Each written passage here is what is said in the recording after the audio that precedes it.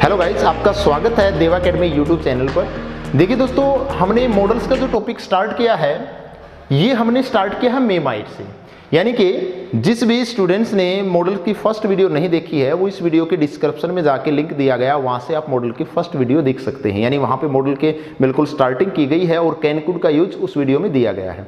उसके बाद कैनकुड के बाद जो नेक्स्ट हमारा आता है वो आता है मेमाइट का यूज। अब मे और माइट का जो यूज दिया गया है, मैं आपको बता देता हूं। जो माइट है वो मे की पास्ट फॉर्म होती है, जो माइट है वो मे की पास्ट फॉर्म होती है। अब जो मे और माइट का यूज किया जाता है, उसके लिए मैंने इसको फिर से एक रूल में डिवाइड कर दिया, यानी फर्स्ट, सेकंड, थर्ड और फोर्थ। इसमें क्या है, कंसेप्ट को समझने में थोड़ी सी आसानी रहेगी आपको। जो फर्स्ट इसमें दिया गया, यानी कि मे से पॉसिबिलिटी है। पॉसिबिलिटी का मतलब क्या होता है? पॉसिबिलिटी यानी कि संभावना।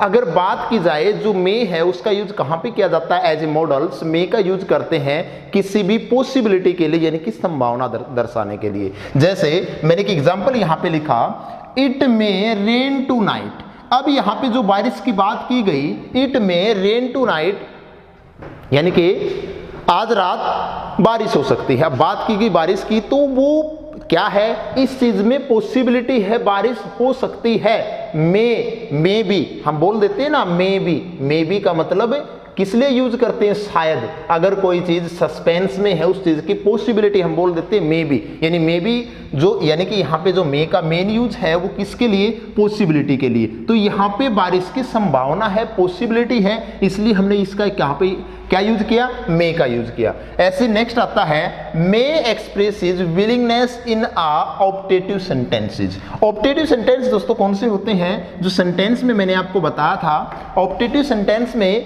क्या किया जाता है? ऑप्टेटिव सेंटेंस रिप्रेजेंट करते हैं किसी को विश करना, किसी को कर्स बद्दुआ देना, या ब्लेसिंग किसी को आशीर्वाद देना। ये सारी चीजें हम किसमें? ऑप्टेटिव सेंटेंस में। तो ऑप्टेटिव सेंटेंस में हम मे का यूज ही करते हैं। जैसे मैंने बोला, मे यू लिव लॉन्ग। अब यहां पे क्या किया गया? मे यू लिव लॉन्ग, लंबी उम्र की कामना की गई, प्रेयर की गई। तो कैसा सेंटेंस हुआ? Optative sentence. अगर बोल दिया जाए मे गॉड ब्लेस यू, अगर बोला जाए मे गॉड ब्लेस यू, अब ये सेंटेंस जो मैंने लिखा, इसमें भी किसका यूज किया गया? मे का। क्योंकि यहां पे भी क्या किया गया? प्रेयर की गई, ब्लेसिंग है, आशीर्वाद दिया गया। तो इसलिए यहां पे कौन सा सेंटेंस हुआ? ऑप्टेटिव। तो ऑप्टेटिव सेंटेंस में विलिंगनेस के लिए, विलिंगनेस एक्सप्रेस करने के लिए भी हम मे का यूज करते हैं। ऑप्टेटिव सेंटेंस में दोस्तों जनरली मे का यूज ही किया जाता है। उसके बाद नेक्स्ट आता है might. Might show less possibility. अगर लेस पॉसिबिलिटी का मतलब क्या हुआ? बिल्कुल किसी चीज की कम संभावना होना। कम संभावना यानी कि बिल्कुल ही कम संभावना किसी चीज की अगर दिखाई दे जाती है, यानी मे से भी कम संभावना की अगर बात की जाए, अगर एक तरीके से कॉमन, कोई भी कॉमन पॉसिबिलिटी है, कम संभावना किसी चीज की है, तो मे का यूज किया। अगर मे से भी ज्यादा कम संभावना है किसी चीज की, कम संभावना की बात की जाती है, तो वहां पे दोस्तों हम मे की जो पास्ट फॉर्म माइट है उसका यूज कर देते हैं। जैसे मैंने बोला, he might pass the exam. ध्यान से देखना, he might pass the exam but seeing his intelligence I do not have much hope। यहां पे बोला गया he might pass the exam, वह एग्जाम पास कर देगा, कर सकता है, बट सीइंग हिज इंटेलिजेंसी, लेकिन उसकी इंटेलिजेंसी को देखकर I do not have much hope, मेरे को ज्यादा आशा नहीं है कि वह ऐसा कर पाएगा, वो पास हो जाएगा। तो इसमें क्या है? इसमें जो मे की पॉसिबिलिटी उससे भी कम पॉसिबिलिटी की बात की गई, तो वहां पे हमने क्या यूज किया दोस्तों? माइट का यूज किया। नेक्स्ट जो रूल आता है इसका fourth, When may show respect and request। अगर बात रिक्वेस्ट और रिस्पेक्ट की जाए दोस्तों, किसकी? रिस्पेक्ट की और रिक्वेस्ट की, it is always use in interrogative form. तो वैसे हमेशा इसको इंटेरोगेटिव फॉर्म में लिखा जाता है। जैसे हम अपने सीनियर के किसी ऑफिस में जाते हैं, अपने क्लास में एंट्री करते हैं, तो कॉमन सी बात है, कॉमन सा हम सेंटेंस यूज करते हैं, मे आई कम इन सर। हम यूज करते हैं किसके लिए? हमने उससे एक तरीके से पर्सन भी किया, क्वेश्चन भी पूछा, लेकिन उनमें किसका यूज किया? रिस्पेक्ट और रिक्वेस्ट के साथ हमने उससे पूछा मे आई कमिंग सर, तो सामने वाला फिर बोल देगा यस कमिंग। यानी बात वहां पे किसकी आई दोस्तों? रिक्वेस्ट की आई। तो इसलिए भी हम क्या यूज करते हैं? मे का। जैसे बोल दिया मे आई कम इन सर, मे आई कम इन।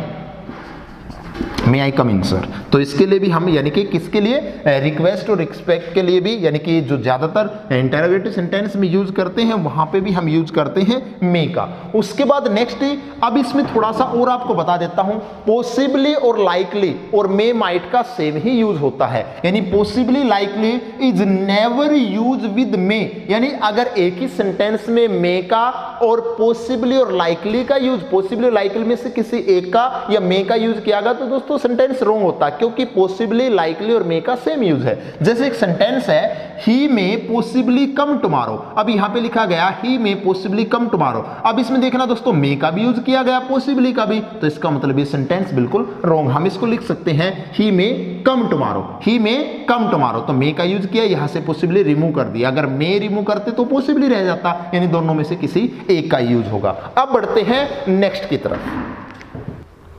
चलिए दोस्तों, अब नेक्स्ट आते हैं सेल विल पे। अब सेल विल का अगर बात की जाए तो सेल विल जो है वो फ्यूचर टेंस में भी यूज की जाती है। पहले उसी का जिक्र कर लेते हैं। जो हमारा फ्यूचर टेंस है, फ्यूचर टेंस में भी हम सेल विल का यूज करते हैं, यानी shall will as a helping verb उसमें यूज की जाती है। लेकिन जब हम फ्यूचर टेंस में सेल विल का यूज करते हैं, ध्यान से देखना, तो वहां पे फर्स्ट पर्सन आई और वी के साथ हम सेल लगाते हैं। अगर सब्जेक्ट एज ए सब्जेक्ट हमें फर्स्ट पर्सन आई और वी मिलता है दोस्तों, उसके साथ हम सेल का यूज कर देते हैं। अगर हमें इसके अलावा कोई भी सेकंड पर्सन मिले, थर्ड पर्सन मिले, यानी कि only first person I and we is use a shall and second and third person and all other subject use of will, यानी सिर्फ फर्स्ट पर्सन आई और वी के साथ हम सेल का यूज करते हैं, बाकी सभी के साथ, चाहे वो सेकंड पर्सन है, थर्ड पर्सन है, कोई भी नाम है, यानी कि यू, ही, सी, इट, दे, इन सभी के साथ दोस्तों हम विल लगाते हैं। राम, मोहन, सोहन, ठीक है, कोई भी नाम आ गया, मोहित, रोहित, कुछ भी नाम आया, उस सभी के साथ हमने किसका यूज किया दोस्तों, विल का यूज कर दिया। सिर्फ आई और वी के साथ सेल यूज किया, लेकिन किस में, फ्यूचर टेंस में, जब एज ए हेल्पिंग वर्ब हम सेल विल का यूज करते हैं। लेकिन बात अब किसकी है, बात अब मॉडल्स की चली हुई दोस्तों। किसकी बात है, मॉडल्स की। अगर मॉडल्स में हम सेल विल का यूज करते हैं तो इस टेंस के ना बिल्कुल रिवर्स हो जाता है, यानी कि अपोजिट हो जाता है। अपोजिट का मतलब उल्टा हो जाता है। उल्टा यानी कि अगर हम इसमें यूज करते हैं, मॉडल्स के अकॉर्डिंग इसका यूज किया जाता है, तो दोस्तों वहां पे हम फर्स्ट पर्सन आई और वी के साथ, यानी कि फर्स्ट पर्सन और आई और वी के साथ हम विल लगाते हैं, बाकी सभी के साथ हम सेल लगाते हैं। कब, जब एज ए मॉडल्स। लेकिन उसके लिए भी ये नहीं है कि कहीं पे भी आप ऐसे यूज करोगे, उसके लिए भी कुछ सिलेक्टेड पॉइंट हैं। अब वो सिलेक्टेड पॉइंट क्या है वो हम देखते हैं। वो सिलेक्टेड पॉइंट है, फर्स्ट है कमांड। अगर किसी भी सेंटेंस में कमांड की जाए, कमांड आदेश दिया जाए, वहां पे हम क्या करते हैं, फर्स्ट पर्सन आई और वी के साथ तो विल लगाते हैं, बाकी सभी के साथ सेल लगाते हैं। अब अगर यहां पे कमांड की बात आई और सब्जेक्ट कैसा है दोस्तों, यू आया, तो यू डैश, अगर यहां पे डैश होता, सपोज दैट यहां पे डैश होता और सेंटेंस होता you dash leave the room at once. अब ये क्या किया गया है, ये आदेश की बात की गई है, कमांड दिया गया, कमांड की गई है, तो कमांड की गई तो सेकंड पर्सन के साथ क्या आएगा, सेकंड पर्सन के साथ सेल आएगा। अब जैसे नेक्स्ट में आया प्रोमिस। अगर आप किसी को वादा करते हो कि मैं आपको मूवी दिखाऊंगा, मैं आपको चॉकलेट दिलाऊंगा, मैं आपको ये करवाऊंगा, वो करवाऊंगा, यानी एक तरीके से जब आप किसी को कोई प्रॉमिस करते हैं, वहां पे भी हम आई और वी के साथ दोस्तों विल यूज करते हैं, बाकी सभी के साथ सेल यूज करते हैं। जैसे यू शैल बी अवार्डेड। अब ये अवार्ड का क्या किया गया, अवार्ड देने की प्रॉमिस की गई है, तो सेकंड पर्सन के साथ हमने क्या किया दोस्तों, सेल लगाया। थ्रीट का मतलब होता है धमकी देना। जब किसी को धमकी दी जाती है ना, गुस्सा करना किसी पे, अगर बात धमकी की आए तो वहां पे भी हम क्या करते हैं, फर्स्ट पर्सन आई और वी के साथ तो विल लगाएंगे, बाकी सभी के साथ सेल लगाएंगे। जैसे आई विल पनिश यू। अब आपको बोला आई विल पनिश यू, यानी आपको धमकी दी है, ठीक है, आपको धमकी दी, तो यहां पे पर्सन कौन सा है, फर्स्ट पर्सन है, और फर्स्ट पर्सन के साथ क्या आएगा, विल आएगा। नेक्स्ट डेटर्मिनेशन, डेटर्मिनेशन का मतलब होता है किसी चीज का निश्चय करना, किसी चीज का निश्चय कर लेना। जैसे मैंने निश्चय कर लिया मैं आपको इंग्लिश ग्रामर बोले अच्छे से सिखाऊंगा, बड़े अच्छे से सिखाऊंगा, ये मैंने अपना डेटर्मिनेशन किया कि हर एक बच्चे को इंग्लिश सिखा के रहेंगे, हर एक बच्चे को इंग्लिश ग्रामर की कंप्लीट नॉलेज देंगे, ये हमारा डेटर्मिनेशन है। तो डेटर्मिनेशन आपका क्या, वो आपको पता है। अगर डेटर्मिनेशन की बात आती है, I will work hard and score good marks. अब यहां पे दिया गया आई विल वर्क हार्ड, मैं कठिन परिश्रम करूंगा, एंड स्कोर गुड मार्क्स, और अच्छे मार्क्स लेके आऊंगा, अच्छे से मार्क्स लेके आऊंगा। तो इसका मतलब यहां पे डेटर्मिनेशन की बात हुई तो फर्स्ट पर्सन के साथ दोस्तों क्या लगाया, विल। कंपल्सन का मतलब होता है किसी चीज की अनिवार्यता दिखाना, अनिवार्यता का मतलब किसी चीज को जरूरी दिखाना, भाई ये काम तो आपको करना ही करना है। जैसे you shall be here for the meeting. अब मीटिंग की जो अनिवार्यता दिखाई गई, जो कंपल्सन दिखाया गया, तो इस सेंटेंस में कंपल्सन है, तो इसलिए सेकंड पर्सन यानी यू के साथ दोस्तों किसका यूज किया, शैल का यूज किया। तो ऐसे हमें क्या करना है, फ्यूचर सिंपल के अकॉर्डिंग शैल विल का जो यूज है वो यहां पे, और इसका रिवर्स जो यूज है वो मैंने यहां पे दे दिया। इसमें कमांड, प्रोमिस, थ्रीएट, डेटर्मिनेशन, कंपल्सन, वहां पे हम आई और बी के साथ विल लगाते हैं, बाकी सभी के साथ दोस्तों शैल लगाते हैं। उसके बाद नेक्स्ट अब बढ़ेंगे इनकी पास्ट फॉर्म, यानी शैल की पास्ट फॉर्म शुड, विल की पास्ट फॉर्म वुड। चलिए आगे देखते हैं। चलिए दोस्तों अब नेक्स्ट पॉइंट देखते हैं, यानी कि मैंने आपको बताया था जैसे शैल की पास्ट फॉर्म शुड होती है, ऐसे ही विल की पास्ट फॉर्म वुड होती है। तो अब जिक्र करेंगे हम वुड का, विल की पास्ट फॉर्म वुड होती है। अब जैसे फर्स्ट इसमें जो पॉइंट लिया गया, would is use to express is past habit. जो वुड है दोस्तों वो पास्ट हैबिट को रिप्रेजेंट करता। पास्ट हैबिट का तो आपको पता है, जो आपकी पुरानी आदत थी, जो काम आप पहले करते थे, वो हमारे किस में आता है, वो हमारा पास्ट हैबिट में आता है। जैसे मैंने बोला I would go to school by bus, मैं पहले यानी पास्ट की हैबिट थी मैं स्कूल बस द्वारा जाता था। अब तो क्या है, वो तो मेरी पास्ट की हैबिट, तो अब तो मेरे पास बाइक है, बाइक पे स्कूल जाता हूं, मेरे पास गाड़ी है, गाड़ी से स्कूल जाता हूं। तो वो कहने की बात है, जो पास्ट की हैबिट है उसको रिप्रेजेंट करने के लिए दोस्तों हम किसका यूज करते हैं, वुड का यूज करते हैं। नेक्स्ट जो सेकंड रूल है, would shows preference choice when it comes with rather, यानी रादर का यूज करके हम अपनी प्रीफरेंस और चॉइस के लिए भी वुड का यूज करते हैं। जैसे आपकी कोई भी चॉइस है, आपकी कोई भी प्रेफरेंस है, आपकी चॉइस है कि मैं टिकटॉक स्टार बनूं, क्योंकि आज तक तो एक ट्रेंड ही है, टिकटॉक पे वीडियो बनाते हैं, डालते हैं। तो स्टार बनने की सभी में क्या होती है, चॉइस होती है। तो चॉइस अगर प्रेफरेंस की बात की जाए तो उसमें भी क्या दिया गया है, वुड का यूज करेंगे। जैसे कि एग्जांपल दिया, he would rather die than beg, यहां पे लिखा गया ही, वह would rather die than beg, वह मर सकता है लेकिन भीख नहीं मांगेगा। वो मर सकता है लेकिन भीख नहीं मांगेगा, यानी वो मरने को प्रेफरेंस दे रहा है, ये उसकी चॉइस है, वो भीख नहीं मांगेगा। तो इसलिए हम प्रेफरेंस के लिए भी और चॉइस के लिए भी दोस्तों किसका यूज करते हैं, वुड का यूज करते हैं। उसके बाद रूल नंबर 3 पे आते हैं, if the sentence is in past it will continue in past. ये कहता है अगर कोई सेंटेंस पास्ट से स्टार्ट होता है, पास्ट टेंस से स्टार्ट होता है, तो आगे भी वो पास्ट में ही लिखा जाएगा। जैसे यहां पे लिखा गया ही होप्ड दैट। अब देखना, होप जो यूज किया दोस्तों वो क्या है, वो वर्ब की सेकंड फॉर्म, और वर्ब की सेकंड फॉर्म का तो यूज सिंपल सी बात है, सिर्फ पास्ट सिंपल टेंस में ही किया जाता है। किस में किया जाता है, पास्ट सिंपल टेंस में किया जाता है। तो आगे भी इसको क्या करना, आगे भी इसको कंटिन्यू पास्ट में रखेंगे। अब ही विल तो लगा नहीं सकते, विल की पास्ट फॉर्म क्या होती है, वुड। तो दोस्तों यहां पे हम किसका यूज करेंगे, वुड का। नेक्स्ट जो रूल है, would is use in the principal clause of imaginative sentence. भाई वुड का यूज हम किसी भी ऐसे क्लोज, यानी जो क्लोज दिया गया उसके प्रिंसिपल क्लोज में वुड का यूज करते हैं जो सेंटेंस इमेजिनेटिव होते हैं। अब इमेजिनेटिव कौन से हुए, जिसमें हम इमेज करते हैं, किसी चीज की कल्पना करते हैं, हम सोचते हैं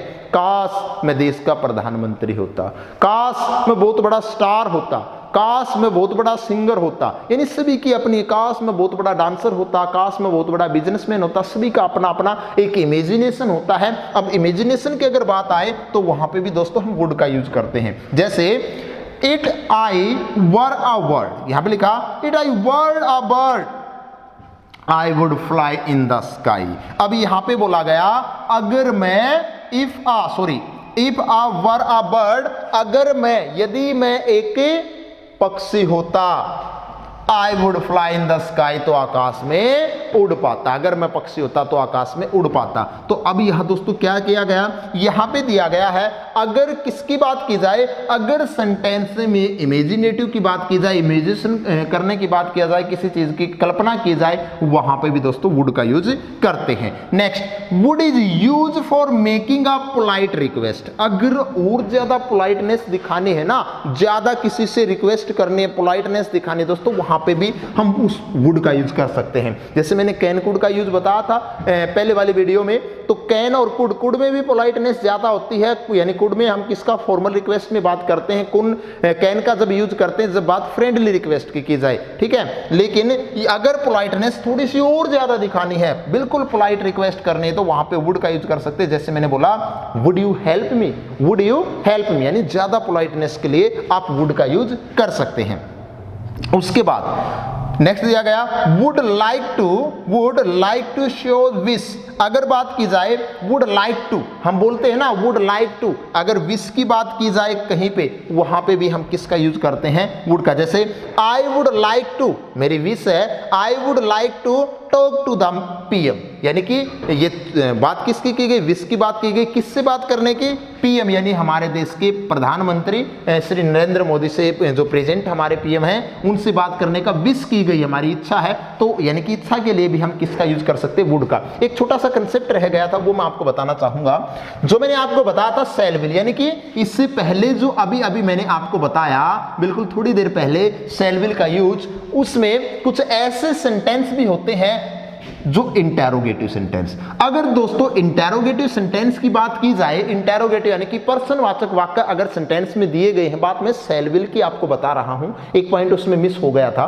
शैल विल में इंटेरोगेटिव सेंटेंस अगर दोस्तों आता है, तो वहां पे इंटेरोगेटिव सजेशन की बात की जाए, तो वहां पे हम बेसिक कमांड, प्रॉमिस कुछ भी आए, वहां पे हम आई और वी के साथ शैल का ही यूज करते हैं। यानी कि इंटेरोगेटिव सेंटेंस में फर्स्ट पर्सन के साथ दोस्तों आपको शैल का ही यूज करना है। जैसे मैं एक एग्जांपल लिखूं, shall we talk to the management, मैंने ये लिखा shall you talk to the management, shall we talk to the management. अब यहां पे बात किसकी की गई है, we talk to the management. Sentence एक तरीके से मान ले सुजेशन, यानी कि इंटेरोगेटिव सेंटेंस आया, तो इंटेरोगेटिव में पर्सन कौन सा है दोस्तों, फर्स्ट पर्सन, तो उसके साथ हमने किसका यूज किया, शैल का यूज किया। एक इंपेरेटिव सेंटेंस ऐसे होते हैं जो किससे स्टार्ट होते हैं, लेट और लेटस, लेट्स और लेटस से जो सेंटेंस स्टार्ट होते हैं, उनका जो क्वेश्चन टैग बनता है, जो ऐसे इंपेरेटिव सेंटेंस जो लेटस और लेट्स से स्टार्ट होते हैं, उसमें भी एक सीखने वाली बात है, उसका क्वेश्चन टैग हमेशा वहां पे हम शैल भी बनाते हैं, हमेशा वहां पे शैल भी उसका क्वेश्चन टैग बनाया जाता है। ये था विल के पास्ट फॉर्म वुड का, और जो शैल विल का छोटा सा कंसेप्ट था इंटेरोगेटिव सेंटेंस के अंदर और इंपेरेटिव सेंटेंस के अंदर, वो मैंने आपको बताया। चलिए दोस्तों अब देखते हैं नेक्स्ट पॉइंट, शुड। शुड जो होता है वो शैल की पास्ट फॉर्म होता है, शुड जो है वो शैल की पास्ट फॉर्म है। अब इसमें जो फर्स्ट पॉइंट दिया गया, should is use to express his suggestion and advice, main point इसमें यही है। शुड यानी कि जो कि शैल की पास्ट फॉर्म है शुड, वैसे जब आप स्पीच करेंगे डायरेक्ट से इनडायरेक्ट स्पीच में चेंज करते हैं, तो वहां पे शैल को शुड बना दिया जाता है। लेकिन यहाँ पे बात की जाए सुजेशन और एडवाइस की, सुजेशन यानी कि सुझाव की, और एडवाइस यानी कि सलाह की, सलाह और सुजेशन की बात की जाए, तो वहां पे भी हम यूज करते हैं शुड का। जैसे यू शुड स्टडी इंग्लिश, अब आपको मैंने सुझाव दिया यू शुड स्टडी इंग्लिश, आपको इंग्लिश पढ़नी चाहिए। मैंने क्या किया, एक तरीके से आपको सुझाव दिया, आपको एडवाइस दिया, आप जल्दी ज़्यादा से ज़्यादा इंग्लिश पढ़िए, इंग्लिश पढ़ना अच्छा रहेगा आपके लिए, आप बहुत कुछ इससे सीखोगे। तो ऐसे मैंने एक सजेशन दी, एक एडवाइस की, तो वहां पे हमने किसका यूज किया, शुड का। अगर कॉमन सेंस में मैं बात करूं तो इसका जो मीनिंग निकलता ना, चाहिए, ये करना चाहिए, एक सजेशन और एडवाइस के तौर पे, तो वहां पे हम शुड का यूज करते हैं।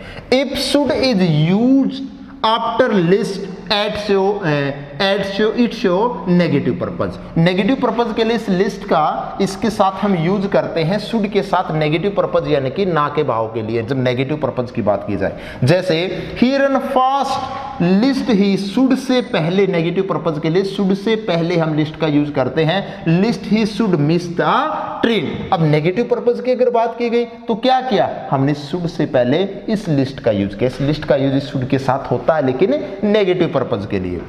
उसके बाद दोस्तों नेक्स्ट जो पॉइंट है इसमें मैं आपको बता देता हूं, अगर सेंटेंस में लिस्ट का भी यूज कर दिया जाए साथ में नोट का भी यूज कर दिया जाए तो सेंटेंस गलत हो जाता है। लिस्ट ऑलरेडी नेगेटिव पर्पज को रिप्रेजेंट करता है तो उसके साथ नोट यूज नहीं किया जाएगा। उसके बाद नेक्स्ट हमारा आता है दोस्तों O2। O2 और इस शुड का ना बेसिकली सेम सा यूज होता है। जनरली हम बोल सकते हैं इनका सेम सा ही यूज होता है, कोई ज्यादा डिफरेंस नहीं होता। फिर भी अगर डीपली बात करें तो थोड़ा बहुत डिफरेंस होता भी है, नहीं तो एक जैसा ही O2 और शुड का यूज किया जाता है। वैसे ought to show moral obligation और ड्यूटी, अगर moral obligation और ड्यूटी की बात की जाए ना, जैसे मैंने आपको बताया आपकी रिस्पॉन्सिबिलिटी बनती है, आपकी ड्यूटी बनती है कि आप अपने पेरेंट्स का जैसे कि हाउस होल्ड वर्क में हेल्प करें। अब मैं एक कॉमन सी बात कहूं, हाँ भाई सभी गर्ल्स की रिस्पॉन्सिबिलिटी बनती है कि वो अपनी मम्मी की रसोई के काम में, घर के काम में मदद करे। वो कोई प्रेशर नहीं आपके ऊपर, वो आपकी रिस्पॉन्सिबिलिटी बनती है, वो आपकी मोरल ड्यूटी है। अगर मोरल ड्यूटी और रिस्पॉन्सिबिलिटी की बात की जाए ना तो वहां पे हम यूज करते हैं इस ought to का। जैसे मैंने बोला we ought to love our country, हमें अपने देश से प्यार करना चाहिए। ये किसी के लिए कोई प्रेशर डालने वाली बात नहीं है, ये हमारे लिए क्या है, ये हमारी एक मोरल ड्यूटी है, एक रिस्पॉन्सिबिलिटी है कि हमें अपने देश से प्यार करना चाहिए। तो किसका यूज किया यहाँ पे हमने हमने ought to का यूज किया। नेक्स्ट पॉइंट की तरफ बढ़ते हैं, वो हमारा है मस्ट मॉडल्स। मस्ट का अगर बेसिकली मैं आपसे बात करूं तो मस्ट यानी कि जब किसी चीज को ज्यादा जरूरी दिखा जाए, किसी काम को ज्यादा इंपॉर्टेंस दी जाए, वहां पे हम मस्ट का यूज करते हैं। मैंने बोला ये काम करना जरूरी है यानी कि मस्ट है, बोलने देते वहां से आना, वहां से आपको कल आना है, आपके लिए मस्ट है। आपको ये काम करना, आपके लिए ये काम मस्ट है। तो मस्ट यानी किसी काम को जरूरी दिखाने के लिए, उसके लिए भी पॉइंट बनाए। Must is used to denote compulsion. Compulsion का मतलब किसी चीज को अनिवार्य दिखाना। जैसे यहां पे बोला candidate must write in blue pen. अब यहां पे लिखा गया कैंडिडेट किस पेन से लिखेंगे, कैंडिडेट यहां पे ब्लू पेन से लिखेंगे, तो ये उनके लिए मस्ट यानी कि जरूरी है। फिक्स्ड अगर कोई भी डिटर्मिनेशन है, फिक्स्ड डिटर्मिनेशन का मतलब कोई भी आपने निश्चय कर लिया और वो निश्चय आपका फिक्स बिल्कुल पक्का है। जैसे India must win the world cup, अभी इंडिया ने एक डिटर्मिनेशन किया तो वहां पे भी क्या यूज किया दोस्तों, मस्ट का यूज किया। मस्ट एक्सप्रेसेस ड्यूटी, अगर आपकी कोई भी ड्यूटी है ना, जो आपकी जैसे सोल्जर अगर फोर्स में काम करते हैं तो उनकी ड्यूटी का क्या है, उनकी ड्यूटी क्या है कि अपने देश के लिए फाइट करेंगे। हम स्कूल में जाते हैं तो हमारी ड्यूटी क्या है, हम अच्छे से पढ़ेंगे, सभी बच्चों से कंपटीशन करेंगे, अपनी क्लास में फर्स्ट आएंगे, अच्छे मार्क्स लेके आएंगे, ये हमारी ड्यूटी है। तो एक एग्जाम्पल दिया, a soldier must fight for his country. जो सैनिक होते हैं जिसमें आर्मी भी आ गई, हमारी पुलिस भी आ गई, सभी हमारे जो सोल्जर हैं, a soldier must fight for his country, वो क्या करते हैं अपने, यानी हर सोल्जर को अपने देश के लिए लड़ना चाहिए, यानी उनके लिए जरूरी है, हर सोल्जर के लिए जरूरी है कि वो अपने देश के लिए लड़े। चलिए अब इसका आता है नेक्स्ट पॉइंट। अब नेक्स्ट पॉइंट में यहां पे लिखा गया use to. Use to denote past habit and situation. जो यूज टू मॉडल्स है ये पास्ट हैबिट और सिचुएशन को रिप्रेजेंट करता, जो पास्ट की हैबिट है उसको रिप्रेजेंट करेगा और पास्ट की सिचुएशन को रिप्रेजेंट करेगा। जैसे यहां पे लिखा he used to study till 10 PM, वह लास्ट 10 बजे तक पढ़ता था। ये उसकी क्या है, उसकी पास्ट की हैबिट थी, सिचुएशन है। अब तो वो बिल्कुल भी नहीं पढ़ता है, अब तो लॉकडाउन की वजह से क्या है, मोबाइल फोन चलाते हैं, ये यूज करते हैं। यानी पास्ट की जो हैबिट है उसको रिप्रेजेंट करने के लिए दोस्तों किसका यूज किया, उसको रिप्रेजेंट करने के लिए यूज टू का यूज किया। क्योंकि पहले पढ़ता था ना 10 बजे तक, अब थोड़ी ना पढ़ता, अब तो टिकटॉक चलता है, अब तो व्हाट्सएप चलता है, फेसबुक चलती है। तो वही बातें पास्ट की हैबिट है उसको रिप्रेजेंट करने के लिए यूज टू। कई बार दोस्तों आपने देखा होगा प्रेजेंट का जो रूटीन एक्शन है उसको रिप्रेजेंट करने के लिए भी आपने यूज टू या यूजेस टू का यूज देखा होगा। वो बिल्कुल राइट है, ये यूज टू है, वो यूज टू है। ये यूज्ड यानी कि सेकंड फॉर्म एक तरीके से डी है इसके पीछे, लेकिन जो यूज है वो प्रेजेंट एक्शन के लिए हम उसका यूज कर लेते हैं। अब बढ़ते हैं नेक्स्ट पॉइंट यानी डेयर और नीड की तरफ। वैसे इस यूज टू का यूज अफर्मेटिव में, नेगेटिव में हर तरीके से किया जाता है। एक छोटा सा कंसेप्ट और बता देता हूं, कई बार प्रॉफिटेबल रहेगा आपके लिए। जब आप नेगेटिव सेंटेंस इसमें हुए कोई भी लिखते हैं ना, तो वहां पे जब नोट लगाना पड़ेगा तो यूज और टू के बीच में हम नोट लगाते हैं, दोनों के बीच में नोट लगाना पड़ेगा, क्योंकि इसका यूज अफर्मेटिव सेंटेंस में, नेगेटिव सेंटेंस में, इंटेरोगेटिव सेंटेंस में, अपोजिट सेंटेंस, हर तरीके के सेंटेंस में इसका यूज किया जाता है, लेकिन पास्ट हैबिट और सिचुएशन को रिप्रेजेंट करने के लिए। अगर प्रेजेंट की सिचुएशन है तो यूज टू का यूज करते हैं। उसके बाद नेक्स्ट आता है डेयर और नीड। डेयर का मतलब साहस, साहस किसी चीज, नीड का मतलब किसी चीज की रिक्वायरमेंट होना, नेसेसिटी होना, किसी चीज की जरूरत होना। अगर बात साहस की जाए तो डेयर का यूज करते हैं। अगर किसी चीज की रिक्वायरमेंट है, आपको किसी चीज की नेसेसिटी है दोस्तों, तो वहां पे हम यूज करते हैं नीड का। और एक इसमें इंटरेस्टिंग पॉइंट है, इस डेयर और नीड का जनरली ज्यादातर यूज हम दो तरीके के सेंटेंस के अंदर करते हैं। वो दो तरीके के सेंटेंस कौन से हैं? या तो हम इनका यूज करते हैं नेगेटिव सेंटेंस के अंदर, या तो हम इनका यूज करते हैं इंटेरोगेटिव सेंटेंस के अंदर। ज्यादातर यानी कि जनरली दो तरीके के सेंटेंस के अंदर ही हम क्या करते हैं, इस नीड और डेयर का यूज करते हैं। लेकिन फिर भी मैं एक एग्जांपल देके आपको अच्छे से बता देता हूं। एक्सप्रेसिज चैलेंज और courage use of dare, need expresses requirements use of need, he needs me। लेकिन इसमें एक इंटरेस्टिंग पॉइंट और है, dare and need are use as both main verb as well as a models. मैंने आपको जो verb का टॉपिक जो करवाया था, जिसने नहीं देखा वो वर्ब का देख सकता है। इस टॉपिक के डिस्क्रिप्शन में लिंक दिया गया, उसमें वर्ब का आपको टॉपिक मिलेगा, वो वर्ब की वीडियो आप देख सकते हैं। उसमें भी मैंने आपको बताया था भाई जो डेयर और नीड है इसको मार्जिनल वर्ब बोला जाता है, यूज टू को भी मार्जिनल वर्ब बोला जाता है। क्यों बोला जाता है? क्योंकि डेयर और जो नीड है, ये जो दो वर्ब है ना, ये सेंटेंस में हेल्पिंग वर्ब का भी काम करती है। ऐसे मॉडल्स तो यूज किए जाते हैं, लेकिन कई बार ये मेन वर्ब का भी काम कर देते हैं, और दोनों का काम करती है। इसलिए डेयर और नीड को दोस्तों मार्जिनल वर्ब का नाम दिया गया है। अब यहां पे जैसे लिखा ही नीड्स मी, अब यहां पे नीड्स के बाद क्या कोई वर्ब है? नहीं है। तो यहां पे जो नीड्स है वो किसका मेन रोल है? यहां पे इसका रोल क्या है? मेन वर्ब का रोल है। मेन वर्ब का रोल, तो नीड्स ने यहां पे किसका काम किया? मेन वर्ब का काम किया।